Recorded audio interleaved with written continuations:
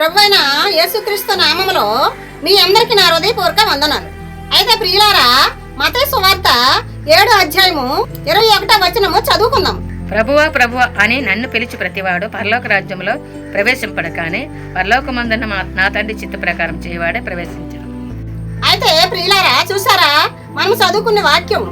ఎందుకంటే ప్రభువా ప్రభువా అని పిలుసు ప్రతి వాడును పరలోక రాజ్యము చేరుకోలేడు. అయితే ప్రియులారా, దేవుని వాక్యాన్ని చదువుకుందాం. రోమపత్రిక 12వ అధ్యాయము 2వ వచనం చదువుకుందాం.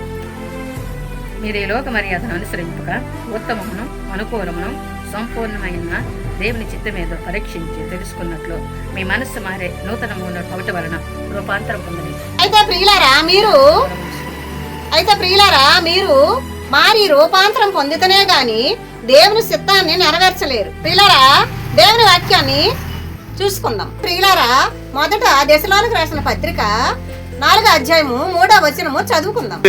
మీరు పరిశుద్ధులొకటియే అనగా మీరు జారత్మనకు దూరంగా ఉండటియే దేవుని చిత్తం. చూసారా ప్రియులారా, దేవుని చిత్తం ఏంటంటే జారత్వం నుండి దూరంగా ఉండటయే దేవుని చిత్తము. అయితే ప్రియులారా, దేవుని వాక్యాన్ని చూసుకుందాం. మొదటి దశలోనికి రాసిన పత్రిక 5వ అధ్యాయము 18వ వచనము చదువుకుందాం. కృతజ్ఞతాస్తుతులు చెల్లించుడి, ఇలా చేయుట యేసుక్రీస్తునందు మీ విషయంలో దేవుని చిత్తం. ఎల్లవేళలా దేవుని యందు కృతజ్ఞత కలిగి ఉండాల.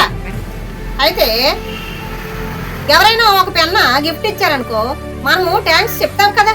ఎవరైనా మన అవసరం ఏదైనా తీర్చినట్లయితే దేవుడిలాగా ఆదుకున్నామని చెప్తాం కదా. అలాగే దేవుడు చేసిన మేళ్ళన్నిటికీ కూడా కృతజ్ఞతాస్తుతులు చెల్లించాలి. ప్రియులారా, దేవుని వాక్యాన్ని చూసుకుందాం. మొదటి పేతురు 2వ అధ్యాయము 15వ వచనము చదువుకుందాం. ఏలైనగా మీరిట్లా యుక్త ప్రవర్తన గలవారే అజ్ఞానంగా మాట్లాడో ముక్కుల నోరు మూయిట దేవుని చిత్తం. ప్రియులారా, కొంతమంది అజ్ఞానంగా మాట్లాడతారు.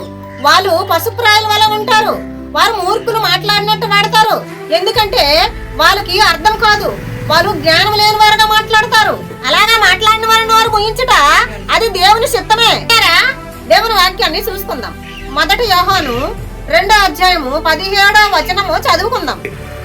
లోకమును దాని ఆశయు గతించిపోవచ్చును కానీ దేవుని చిత్తమును జరిగించేవాడు నిరంతరం నిలిచెను. దేవుని చిత్తము జరిగిస్తేనే మనం నిలబడతాం, బ్రతుకుతాం, జీవిస్తాం, దేవునితో కలిసి నడుస్తాం. ఈ లోకంలో దీర్ఘాయుసు ఉంటది, అన్ని విధాల సౌకర్యాలు కూడా ఉంటాయి, ఆరోగ్యం కూడా బాగుంటది, దేవుడు ఐశ్వర్యం కూడా ఇస్తాడు, దీర్ఘాయుసు కూడా ఉంటది.